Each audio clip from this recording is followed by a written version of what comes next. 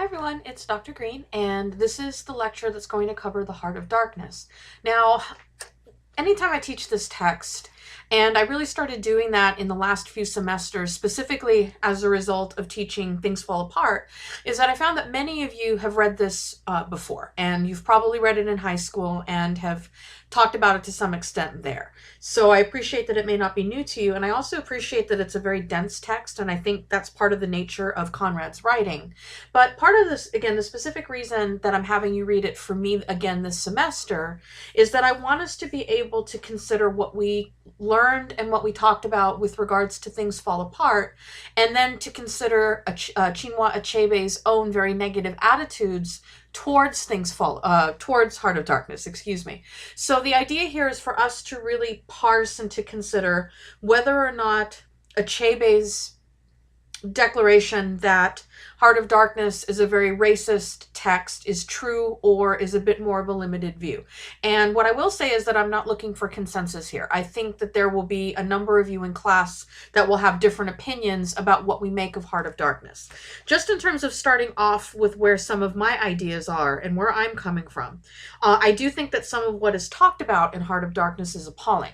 But I think that we have to be a little bit more careful in the sense that Conrad's narrative voice in the novel is very complicated, and I'll talk about that when I start to talk about the story itself. But there's basically two levels of narration, neither of whom is really Joseph Conrad. They're two of the characters within the story.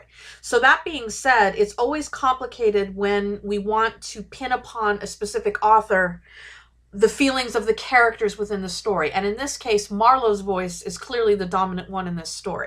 So is Marlowe a racist? Is he just really arrogant? That, again, is up for some debate. Is the text racist? Again, that's a very complicated question. And I will admit that I do go back and forth on this to some extent. I know that there are people who will sort of be apologists and they'll say, well, attitudes like that were acceptable back in the day, so we can sort of somehow forgive the text. And I disagree with that very strongly. I don't think that just because we read something from a time, for example, when slavery was appropriate, let's say that we were reading some sort of a pro-slavery document from prior to the Civil War. I don't think that we should look at that and say, well, it's okay because it was an acceptable viewpoint in part of the country at that time. It's not made acceptable by virtue of it happening and being written in an early time period. So I think we do have to balance this idea that anything is acceptable if it's coming out of a time when the attitudes were acceptable. That sort of smacks to me a bit of moral relativism, which is something that makes me extremely uncomfortable. While morals obviously do change, and they are different even to this day across the globe, what is sort of morally or culturally acceptable, this idea that any morals are sort of relatively valuable or have merit if we look at them in place, I think is dangerous. I think that most of us have some basic understanding of moral human goodness, and I think that we can apply that more broadly. So that's where I'm coming from as I approach this text. It is a complicated text about the ramifications of colonialism and colonial endeavors into many parts of Africa, but especially here into the Congo. And what I will tell you is that the Congo was probably one of the most brutal places in terms of what went on with the colonizing powers there. And that's saying something, considering what we saw, for example, with the fallout in Nigeria in Chinua Achebe's text. The problems in much of Africa, including the Congo, sort of linger to this day. Many of these countries were under colonial yoke until relatively recently on a historical scale, and there was real damage done. So, and you have some header notes on this in the introductory material to the story, so I don't want to belabor all of those points that are repeated there. But I think that what we have to consider is whether or not Marlowe is racist, whether or not Kurtz is racist, and as a part of that, we have to sort of consider what it is that ultimately seems to drive Kurtz to insanity. And we also, as a part of that, have to consider what drives Marlowe's bizarre fascination with Kurtz, because Kurtz doesn't seem like anyone we would want to know in the way that he's described by other characters in the lead up to when we actually see him. And then when we actually see him, again, it's not like he seems to be a character that we would want to know. He seems, again, completely destabilized and participating at the very least in behavior that seems very brutal and bizarre, and seems to be behavior that he is instigating. So another couple of things for you to consider. There does seem to be something to the idea that what Conrad is building here is a critique of colonialism of Africa. Again, it's filtered through the narrative voice, which is filtering Marlowe's words, so this can make it a little bit dense. But there is some vague hint of the tragedy that is unfolding in the Congo at the time that Conrad is writing. Let me give you a couple of examples. This is a story about colonial endeavor and the types of the pillaging of resources from a lot of these areas, and in this case, again, the Congo. The ivory trade is one of the primary trades out of that area. Ivory was very valuable. If you lived at this time, you had money and you wanted to sort of show off, you would have ivory in your home. Now, obviously today that is illegal, and the only ivory that you're allowed to have in your possession would have to be older than a certain date. But at the time, nobody really cared. It's not even a matter of not realizing, nobody cared. So what we already start to see at the time of this story, and this is what I really want you to think about, is that even though the ivory trade is mentioned and it sort of haunts a part of what's going on with some of the things in the text, there are no elephants in this story.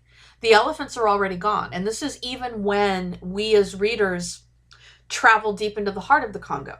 There aren't even elephants there in the places that are still somewhat untouched by the colonial endeavor, although those places are much harder to find even at this point. So it's a story about the ivory trade, and the elephants are already gone. It is in some places about the diamond trade, which was another commodity that was stripped out of the Congo. But there's no diamonds, but there's mention of mining. So there's all these things that exist in this negative and absent space that, again, are very haunting. And if you wanted to learn more about the legacy, the unfortunate and terrible legacy of diamonds, if you look up blood diamonds, you would be able to find information about that. There was a film, but that might not be your best bet.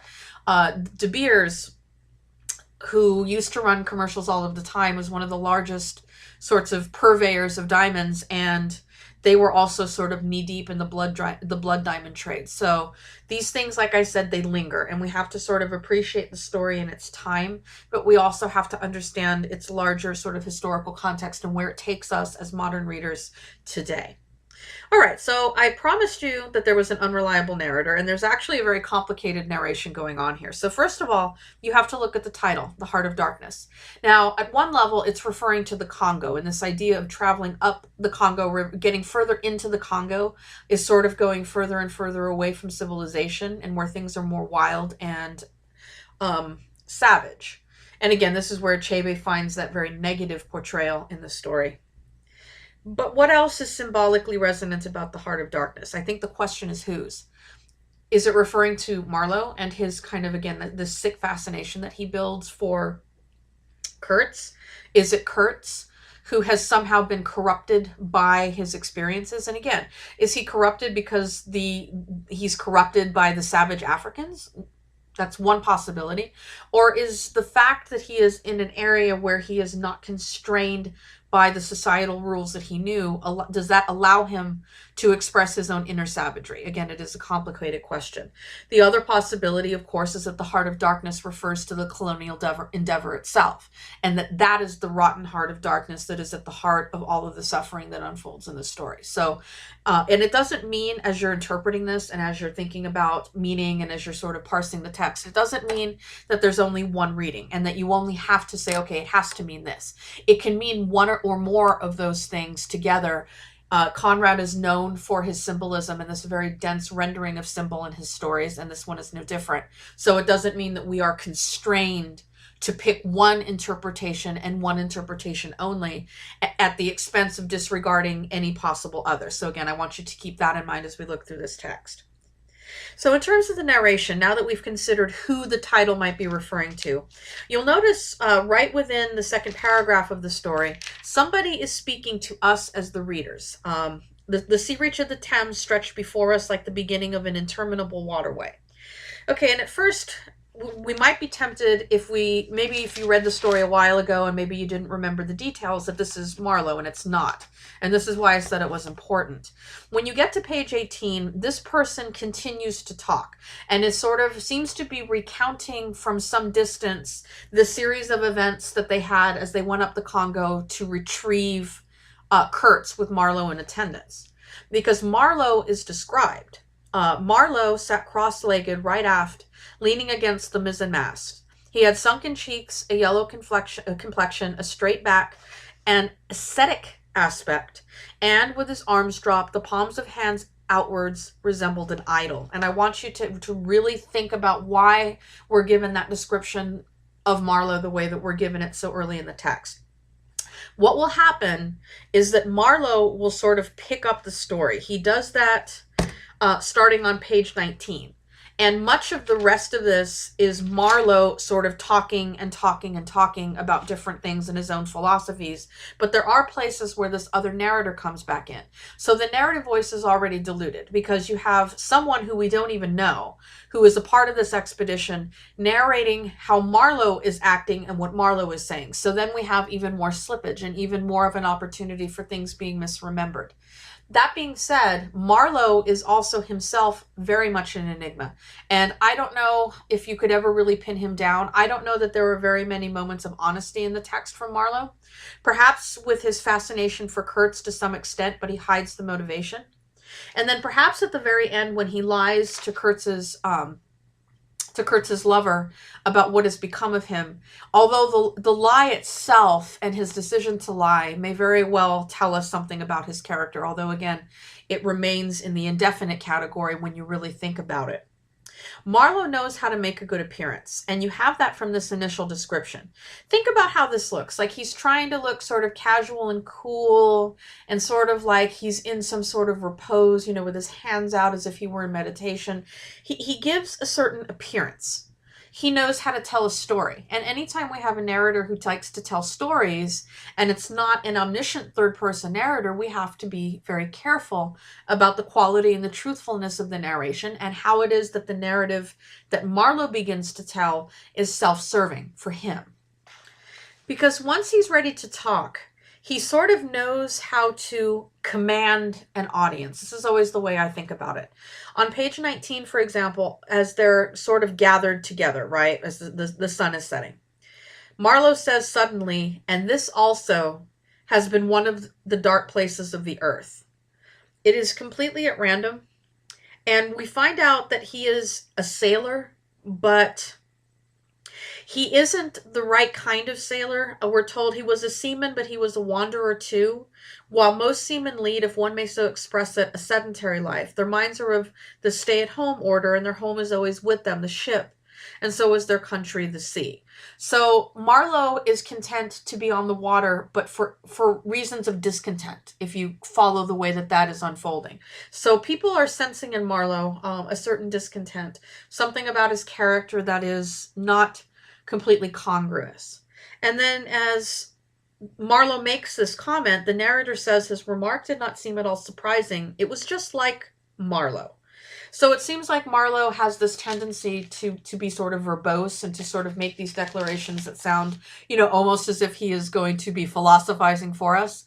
And he does that here. And as he goes on, he begins to unfold this incredible sort of history, if you will, of the Romans and sort of going back to antiquity and travel and sort of tracking their progress. And I want you again to consider why it is that would be the case. Why does he focus us on all of these issues? This image of the Romans sort of going into these wild lands. And again, I think that the obvious analogy would be to the colonial endeavors of his day, but I really want you to think about that section very carefully and why it is, again, that this is what he would talk about. This is how he would start. It's not even a conversation. It's just him storytelling, but it's very interesting and it reveals a lot about his character. Towards the bottom of page 21, he switches gears and he begins to talk about himself. And this, again, is probably one of the closest things that we get to some sort of a confessional or some sort of an insight into Marlowe's personality. He says, "No, when I was a little chap, I had a passion for maps. I would look for hours at South America or Africa or Australia and lose myself in all the glories of exploration. At that time, there were many blank spaces on the earth, and when I saw one that looked particularly inviting on a map, but they all look that, I would put my finger on it and say, when I grow up, I will go there."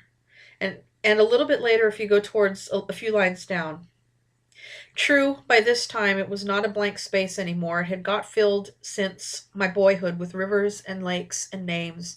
It had ceased to be a blank space of delightful mystery, a white patch for a boy to dream gloriously over. It had become a place of darkness."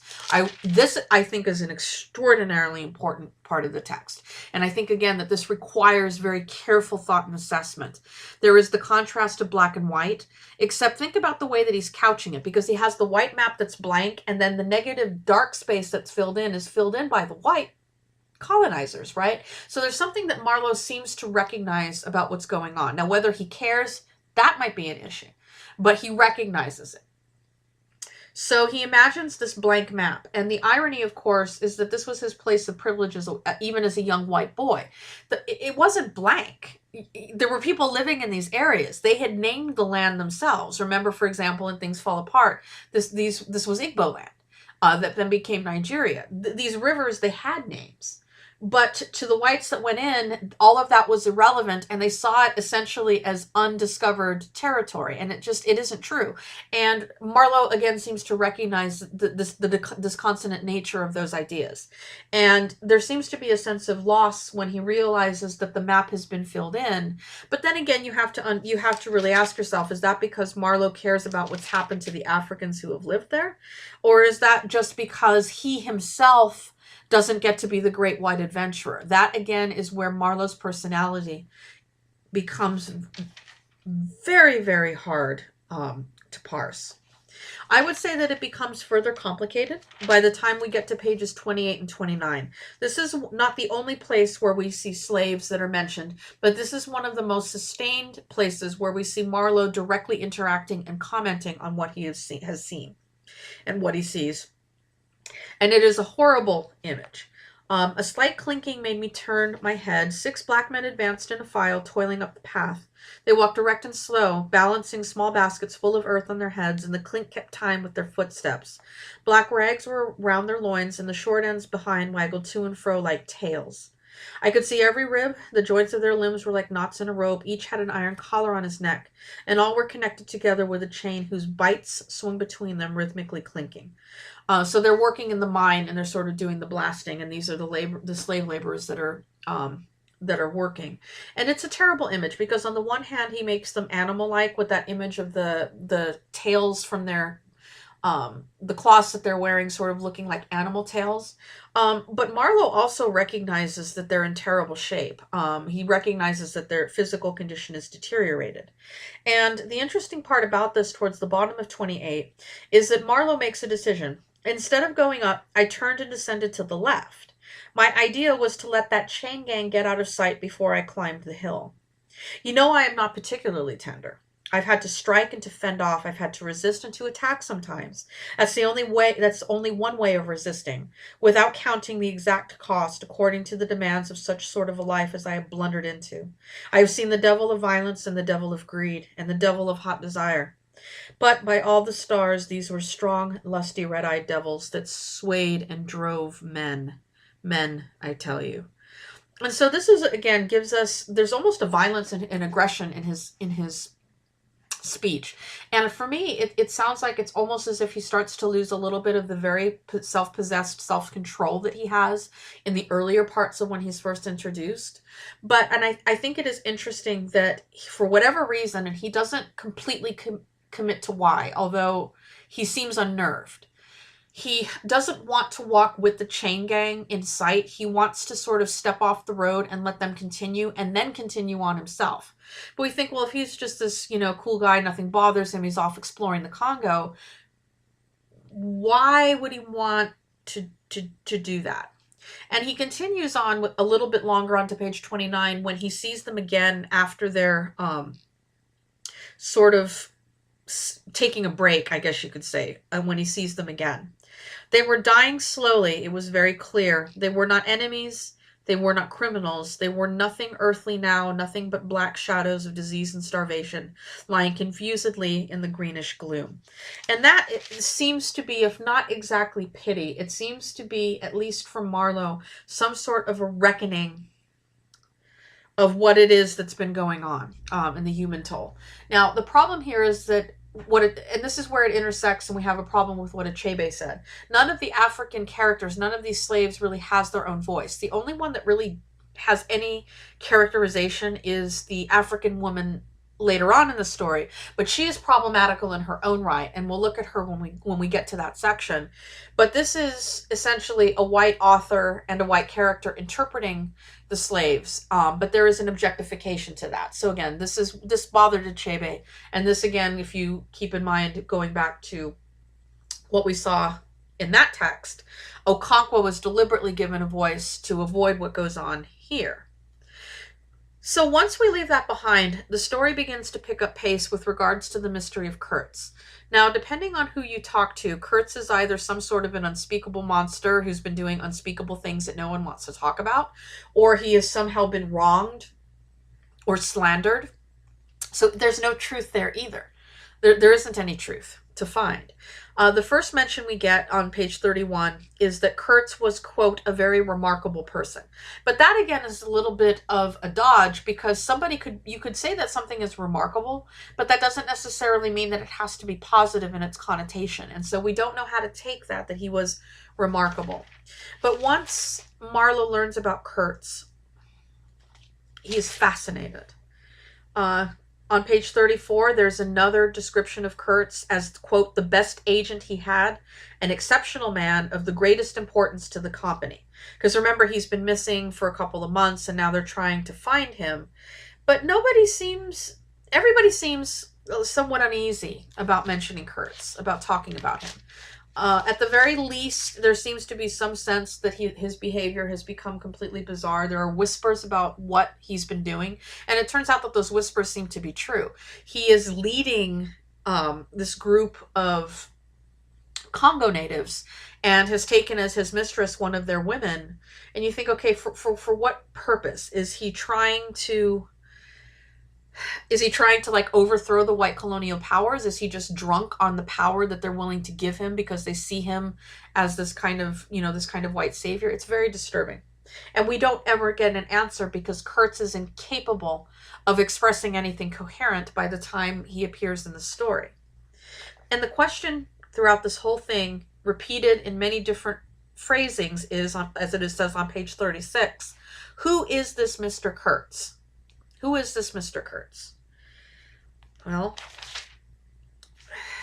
that would certainly be the question.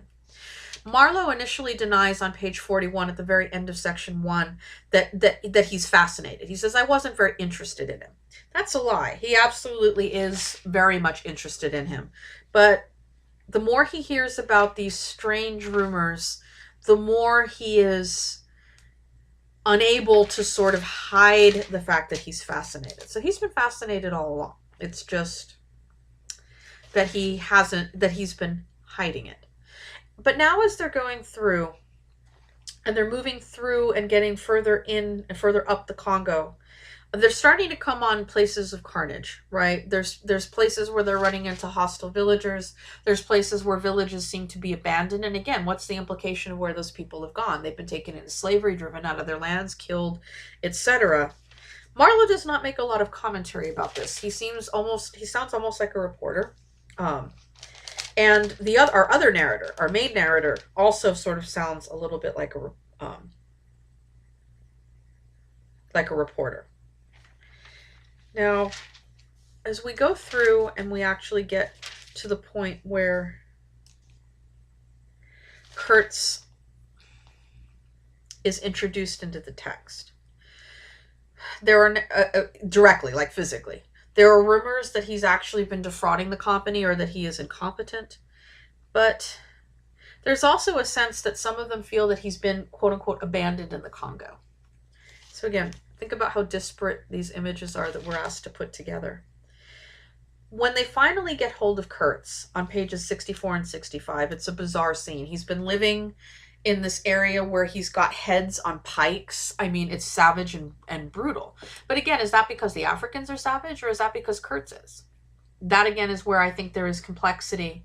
And I understand Achebe's problems with the text, but I also think that he might miss some of the subtlety that's going on here. The one place that does get a lot of negative press, a lot of negative critical focus, and I kind of in that mode too, is the part at the bottom of 64 and onto page 65 that describes the African woman that's been Kurtz's mistress.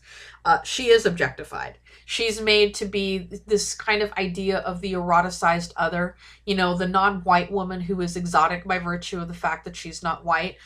You still unfortunately see this to this day with this kind of exoticizing of women. You see this a lot, quite frankly, in our culture, even with Asian women, but it is still very prominent, and it's prominent here. And quite frankly, I think it's a little bit offensive, because at one point she's sort of savage and she's monstrous, but then there's something erotic about her in the way that she's described. She walked with measured steps, draped in striped and fringed cloths, treading the earth proudly with a slight jingle and flash of barbarous ornaments. It is this disconsonant image, all of these things put together. She came abreast of the steamer. I've skipped a bit onto page 65. Stood still and faced us.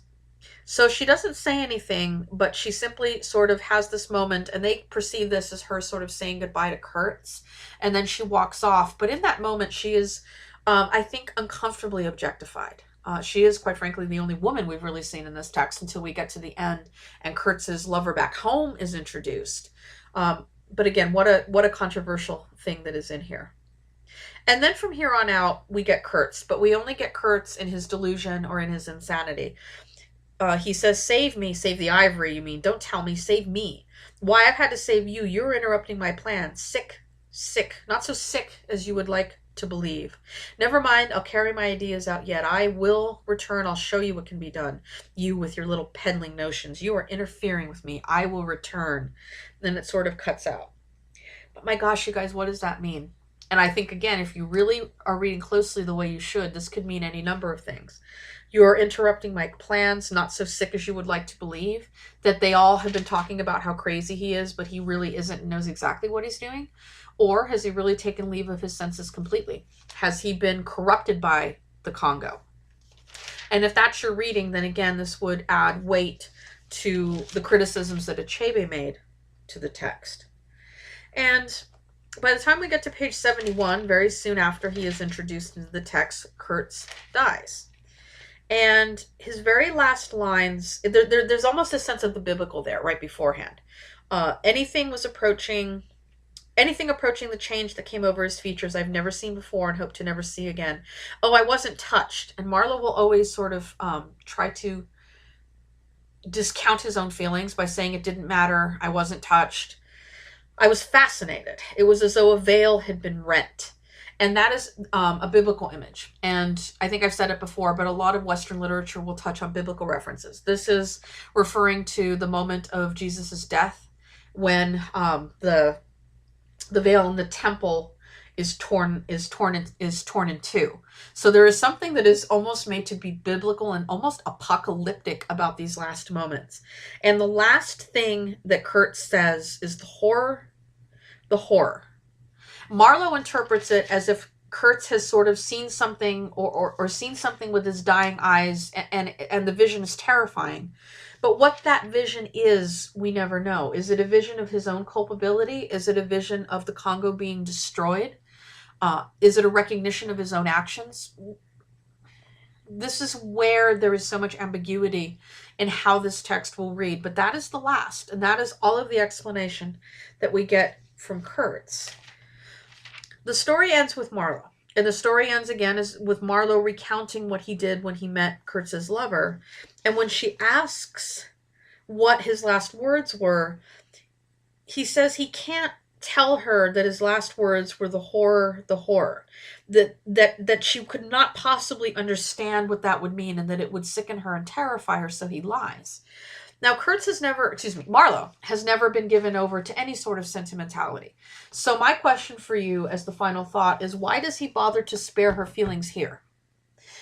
Is he really sparing her feelings? Is he trying to spare his own depth of self-reflection by not being truthful about it? Because in any event, by telling her something that she wants to hear, he closes the conversation because she has her answer and she is, if not happy, she at least is contented with this idea that the last words were her name. But where's Marlowe in all of this? Where is Marlowe with his, I don't care, I wasn't affected? He seems to be terribly affected. And whether this is an act, the lie is an act to prevent him from having to talk to her any further, or having to reflect, or whether he's just playing a game because he seems to like verbal games. All of this is so complicated.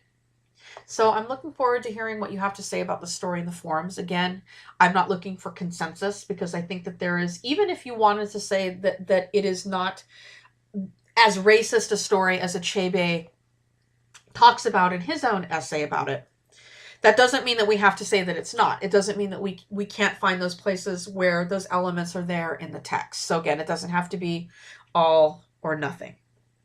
All right, I appreciate you listening, and I will see you in the next lecture.